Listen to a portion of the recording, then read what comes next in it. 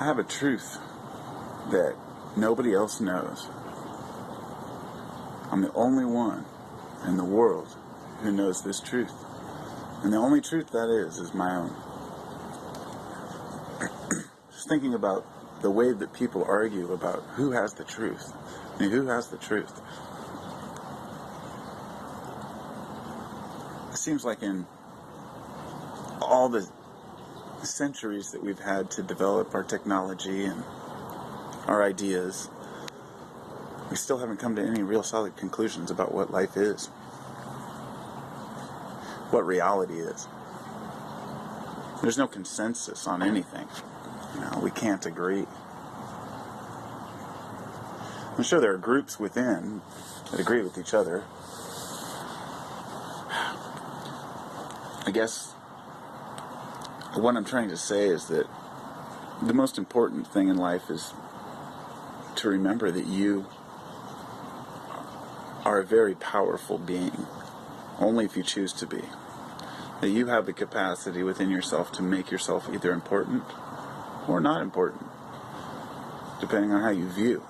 And this all comes back to alchemy and transmutation.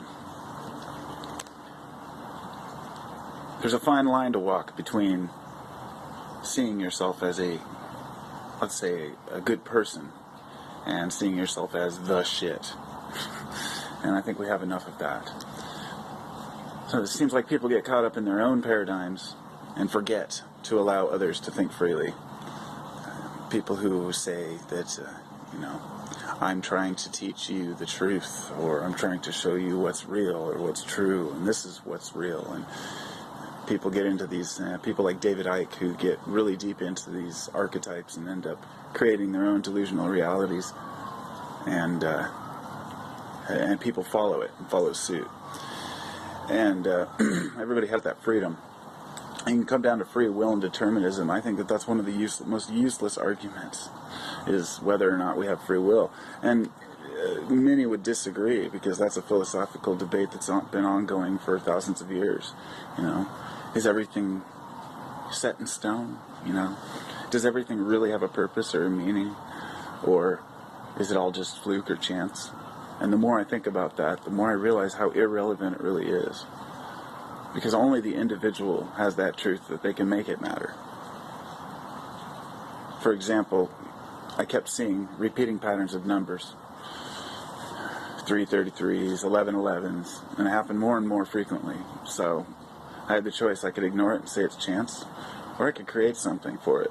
So I told the universe that I want it to speak to me through numbers. And so therefore, when I see certain numbers, I know what they mean because I've given them purpose. Now, whether or not that's a subconscious manifestation or not is irrelevant to me. I've gotten past the point where I'm trying to ever prove to anyone that anything mystical is true or real. It doesn't matter. I've completely lost interest in trying to convince anyone. Not that I ever did. That was never, that's not, I'm just saying that, like, let's say I get into a discussion or, a debate with someone about whether or not there's a mystical quality to life. And I've heard these same stories over and over. People say things like, well, you seemed rational until you started talking about the universal mind and the all, and, you may be deluding yourself. And I'm well aware of this, I've thought about this for years. This is nothing new to me. In other words, the universe is forcing me to recognize that there's something greater than just existence as a human.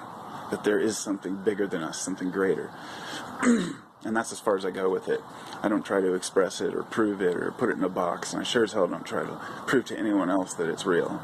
In fact, I keep my view of God to myself, generally, because that's my truth. Nobody can take that away from me. Nobody can take that away from me. And the stronger I become in my... See, I don't want you to get this confused. Not in my convictions, but the stronger I get with trusting myself. And there's a huge difference.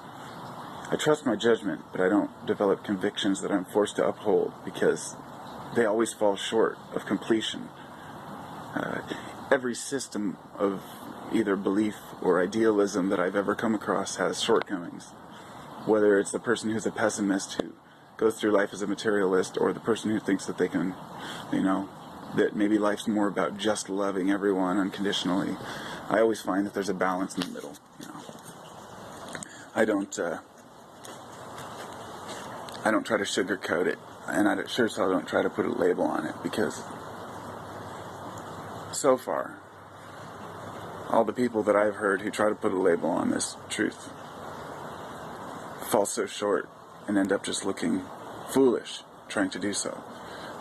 It's something that can't be expressed in words, but I could sit here and talk about it, but I can't tell you what it is. You have to find it, and many of you have, and many of you are looking for it. Many of you have found it. Many of you think it doesn't exist at all, but it is whatever you make it. It's your reality. It's fully up to you. I guess if I could leave with a message, it would be, find what resonates with you and follow that. But don't expect everything to work out perfectly. Don't expect anything to give you the full answer of life. Never become so arrogant that you think that you're going to discover the answers to everything. But never put yourself in a box where you think that answers cannot be found.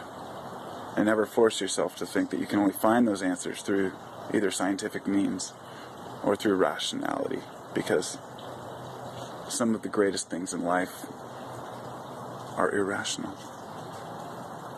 And that's how I see it. Namaste.